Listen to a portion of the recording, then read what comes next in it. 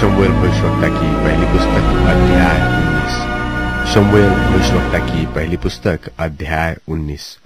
और शाऊल ने अपने पुत्र योनातन और अपने सब कर्मचारियों से दाऊद को मार डालने की चर्चा की, परंतु शाऊल का पुत्र योनातन दाऊद से बहुत प्रसन्न था। और योनातन ने दाऊद को बताया कि मेरा पिता तुझे मरवा डालना चाहता है, इसलिए तू बिहान को सावधान रहना और किसी गुप्त स्थान में बैठा हुआ छिपा रहना, और मैं मैदान में जहां तू होगा वहां जाकर अपने पिता के पास खड़ा होकर उससे तेरी चर्चा करूंगा, और यदि मुझे कुछ मालूम हो तो तुझे बताऊंगा। और योनातन ने अपने पिता शाऊल से दाऊद की प्रशंसा करके उससे कहा कि हे राजा, अपने दास दाऊद का अपराधी न हो, क्योंकि उसने तेरा कुछ अपराध नहीं किया, वरन उसके सब काम तेरे बहुत ही हित के हैं। उसने अपने प्राण पर खेलकर उस पलिश्ती को मार डाला, और यहोवा ने समस्त इस्राएलियों की बड़ी जय कराई।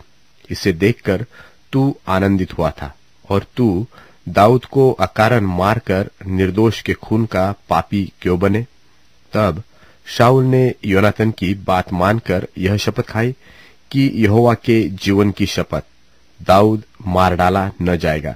तब योनातन ने दाऊद को बुलवाकर ये समस्त बातें उसको बताई। फिर योनातन दाऊद को शाऊल के पास ले गया, और वह पहले की नाई उसके सामने रहने लगा। तब फिर लड़ाई होने लगी, और दाऊद जाकर पलिश्तियों से लड़ा और उन्हें बड़ी मार से मारा, और वे उसके सामने से भाग गए।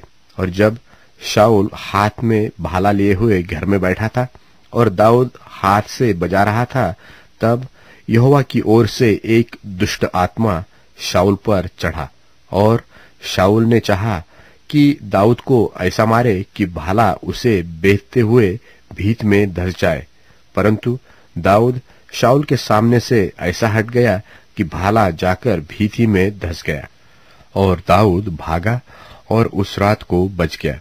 और शाऊल ने दाऊद के घर पर दूत इसलिए भेजे कि वे उसकी घात में रहे और बिहान को उसे मार डाले।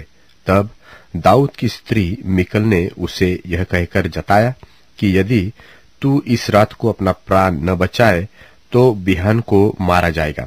तब मिकल ने दाऊद को खिड़की से उतार दिया, और वह भागकर बच निकला।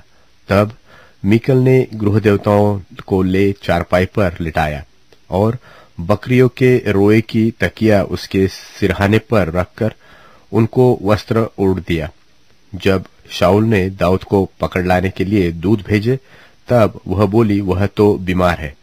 तब शाऊल ने दूतों को दाऊद के देखने के लिए भेजा और कहा, उसे चारपाई समेत मेरे पास लाओ कि मैं उसे मार डालूं।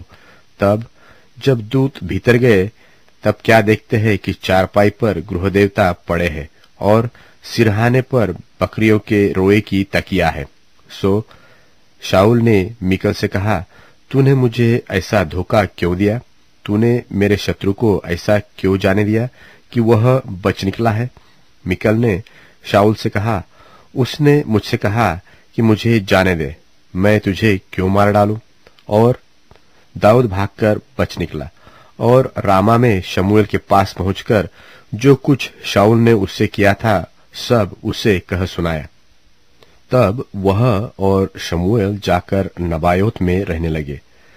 तब शाऊल ने दाऊद के पकड़ लाने के लिए दूत भेजे, और जब शाऊल के दूतों ने नबियों के दल को नबूवत करते हुए और शमूएल को उनकी प्रधानता करते हुए देखा, तब परमेश्वर का आत्मा उन पर चढ़ा और वे भी नबूवत करने लगे।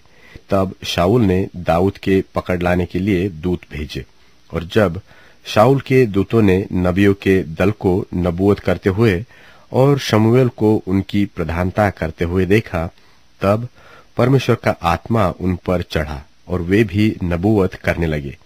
इसका समाचार पाकर शाऊल ने और दूत भेजे, और वे भी नबूवत करने लगे। फिर शाऊल ने तीसरी बार दूत भेजे, और वे भी नबूवत करने लगे। तब वह आप ही रामा को चला और उस बड़े गड्ढे पर जो सेकू में है पहुंचकर पूछने लगा कि शमूएल और दाऊद कहाँ है। किसी ने कहा, वे तो रामा के नबायोत में है।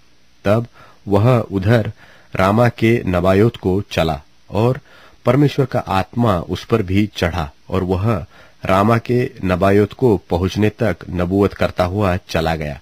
और उसने भी अपने वस्त्र उतारे और शमूएल के सामने नबूवत करने लगा और भूमि पर गिरकर दिन और रात नंगा पड़ा रहा। इस कारण से यह कहावत चली कि क्या शाऊल भी नबियों में से है।